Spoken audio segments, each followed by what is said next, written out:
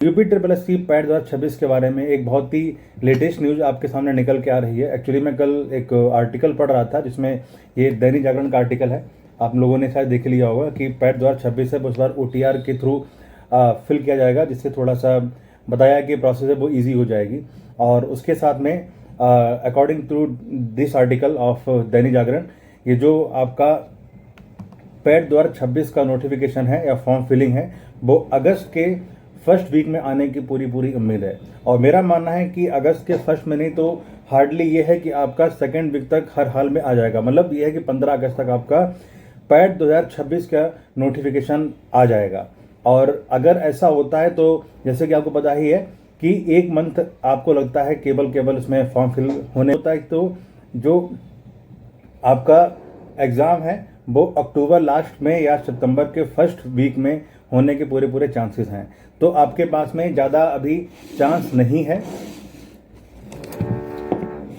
आपके पास में भी ज़्यादा टाइम नहीं रह गया है। जो साथी पैट 2026 की तैयारी कर रहे हैं तो वो और अच्छे से अपनी तैयारी को स्टार्ट कर दीजिए। और इस बार पैट 2026 में बहुत ही अच्छी वैकेंसीज आने वाली है। मतलब वो वैकेंसी नहीं जो आई गई वाली होती हैं, जो प्रेस्टिजियस वैकेंसीज हैं वो आने की उम्मीद है। जैसे कि जो न्यूज़पेपर में दिया गया था कि रेवेन्यू डिपार्टमेंट, मतलब जो लेखपाल है, वही वैकेंसी इसमें आने वाली है। पंचायती राज VPO की वैकेंसी भी आएंगी और ग्राम विकास जैसे जो वीडियो जिसको बोलते हैं, वीडियो की भी वैकेंसी इस वाली 2026 पैट से आने की पूरी उम्मीद है। साथ में सचिवालय में कंप्यूटर ऑपरेटर की वैकेंसी आएगी, क्योंकि ये ग्रुप सी और ग्रुप डी की ऑलमोस्ट ये है भर्ती करवाता है यूपी ट्रिपल एस सी। तो मान के चलो कि अब RO तो इसमें के थ्रू नहीं आएगी, लेकिन जो कंप्यूटर ऑपरेटर की या कनिष्ठ सहायक की है तो वो इसके थ्रू फिल करी जाएगी।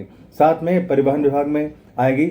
और आपकी मोस्ट फेवरेट जो कृषि वाले साथी हैं, एग्रीकल्चर वाले साथी हैं, तो AGTA की वैकेंसी इसके थ्रू आने की पूरे चांस है। और आपकी मोस्ट फेवरेट एक जो जूनियर असिस्टेंट की वैकेंसी है वो भी, एक्चुअली ये तो एक सदाबहार वैकेंसी है, वो हर एक पैट से आई आती है। और तो इस वाले 2026 पैट से भी आने की पूरी उम्मीद है। और साथ में फॉरेस्ट इंस्पेक्टर जिसको वन दरोगा बोलते हैं, उसकी भी वैकेंसी इस वाले से 100% आएगी।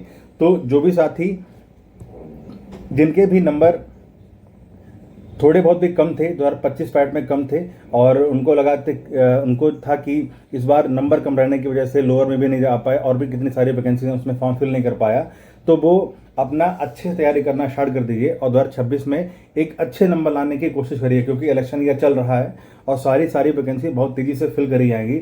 और ट्रांसपेरेंसी भी कहीं ना कहीं देखने को मिलेगी, क्योंकि इलेक्शन ईयर है, किसी भी तरह की सरकारें कोई भी रिस्क लेना नहीं चाहती।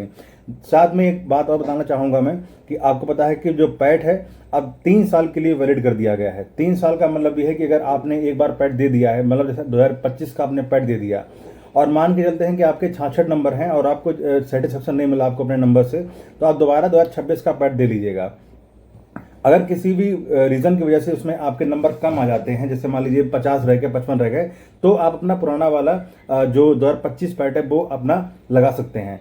तो ये है कि जिन साथियों के नंबर 60 प्लस 65 70 के आसपास हैं, वो अगर जो 65 या 65 से ऊपर हैं तो वो कोई ना कोई अगर तैयारी कर रहे हैं किसी ना किसी वैकेंसी की, तो करते रहें। तो मुझे नहीं लगता कि आपको 2026 पैट देना चाहिए। लेकिन हाँ, अगर आपको अपना नंबर अच्छे करने हैं और थोड़ा सा और अपग्रेड करना है तो ही दे सकते हैं। बाकी जो भी साथी 50-55 के आसपास हैं तो 2026 पैट आप जरूर दीजिएगा और तैयारी करना स्टार्ट कर दीजिए।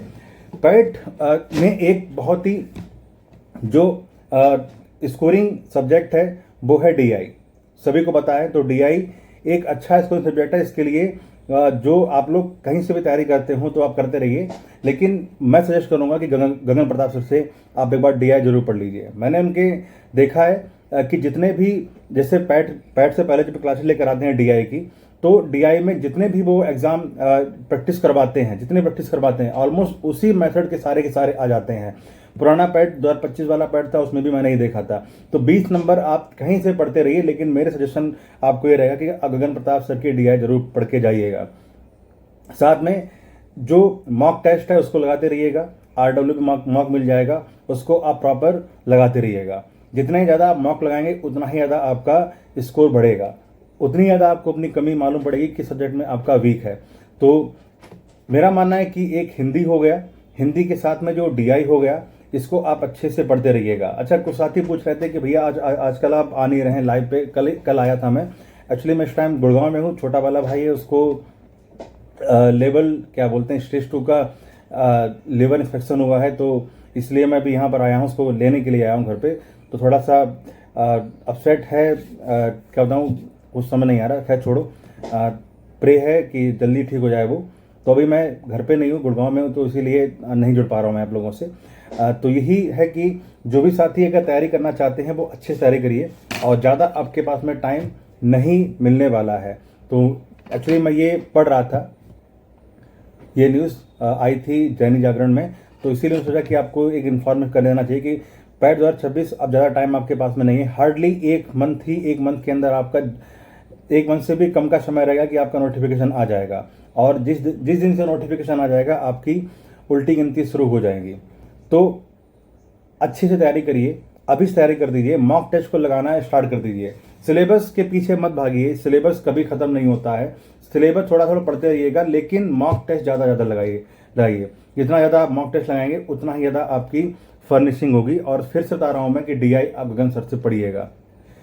ठीक है, तो ये है जानकारी पैड 2026 के बारे में। फिर से मिलते हैं अगले वीडियो में, तब तक के लिए नमस्कार, जय हिंद।